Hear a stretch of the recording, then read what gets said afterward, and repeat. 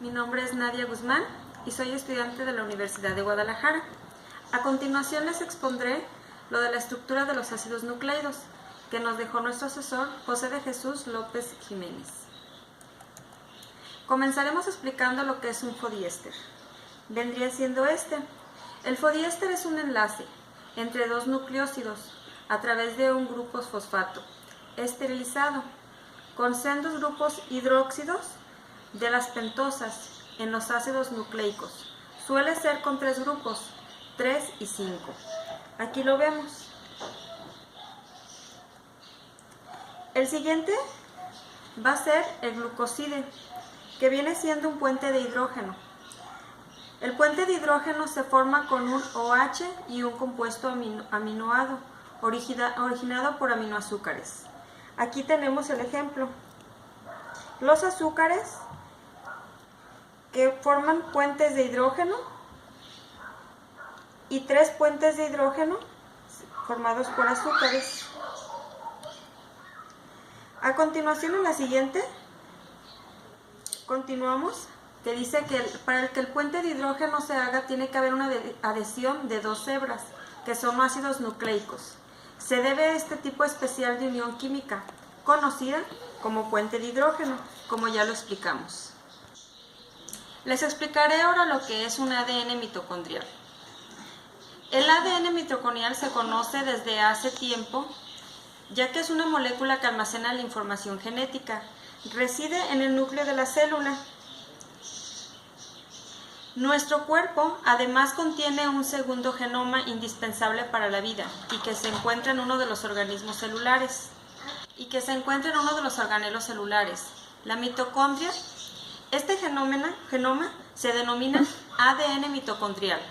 A diferencia del ADN nuclear, el número de copias de ADN es variable, típicamente 100 a 1000 por célula.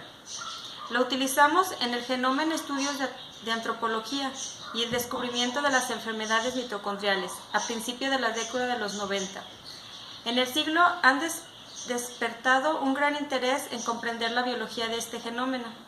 En los últimos años, la regulación del número de copias en este genoma es mucho más sofisticada que en principio se había imaginado. Actualmente, decenas de laboratorios repartidos por Europa, Estados Unidos y Japón trabajan para comprender la relación existente entre el ADN mitocondrial y las funciones que realizan las mitocondrias en nuestras células. Como aquí vamos a ver cómo están clasificadas el ARN. El ARN se clasifica como mensajero, que actúa como molde y transporta la información para la síntesis de proteínas. El ARN de transferencia transporta los aminoácidos hacia las ribosomas para la síntesis proteica. El ARN ribosómico recibe la información genética, también la traduce las proteínas y se ubica en el ribosoma organelo, donde se sintetizan las proteínas. Y por último tendremos el ARN heteronuclear. Es el precursor de los ARN. A continuación veremos cuáles son las diferencias entre el ARN y el ADN. Por ejemplo, el ARN es un intermediario entre la información que lleva ADN, la forma de genes, y está solo constituido por una hebra, mientras que el ADN contiene la información genética y esta está constituida por 2 hebras. Para que esto funcione también tenemos lo que viene siendo el compuesto de ácidos fosfatos. Los compuestos, como vemos, la pentosa es el fosfato y el fosfato es el que logra la unión en el siguiente nucleodo. Al formar un enlace fosfodiéster con el hidrógeno de carbono de la siguiente pentosa, asimismo las bases nitrogenadas unidas al carbono de la pentosa forman puentes de hidrógeno en la base complementaria como parte de la estructura normal del ADN, aunque también se puede dar en ocasiones en el ARN dentro de la misma secuencia. Tenemos los componentes de neutro, que son de azúcar, que son los ribosa, desoxirribosa. Si notamos aquí hay una diferencia entre la ribosa y la desoxirribosa. En la ribosa, que viene siendo la parte de arriba, el átomo de carbono tiene un grupo hidroxilo, que es el que está coloreado de rojo. En la desoxirribosa, el átomo de carbono tiene un hidrógeno en lugar de un grupo hidroxilo. Esas vienen siendo las diferencias que tienen. A continuación veremos los que son los componentes básicos de nitrógeno. Son los componentes más fundamentales de la célula viva. Son las únicas sustancias biológicas que poseen la propiedad de autoduplicación. Actúan como depositarias y transmisores de la información genética de la célula, del tejido y del organismo. Son biopolímeros formados por monómeros llamados nucleótidos. Las estructuras nucleósidas son las que conforman el nucleósido. Son varias. Su nombre son adenosina, guanosina, citosina, tinamina y uridina.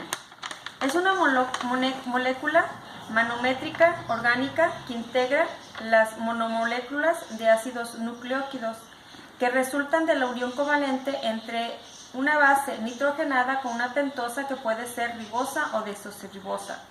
Los nucleósidos son de un grupo fosfórico, ácido fosfórico, mediante determinadas químicas de la célula, produciendo nucleótidos, que son los componentes moleculares básicos de la célula. A continuación tenemos lo que es la estructura de nucleótidos. Son biomoléculas portadoras de la información genética, formadas por otras subunidades o monómeros, denominados nucleótidos, como consecuencia de poseer la información genética que es la responsable de la transmisión hereditaria de todos los seres vivos. Los nucleósidos modificados y nucleótidos, como lo podemos ver en esta otra, podemos ver que la organización de las subunidades es por medio del nucleósido, que viene siendo la pentosa más un nitrógeno.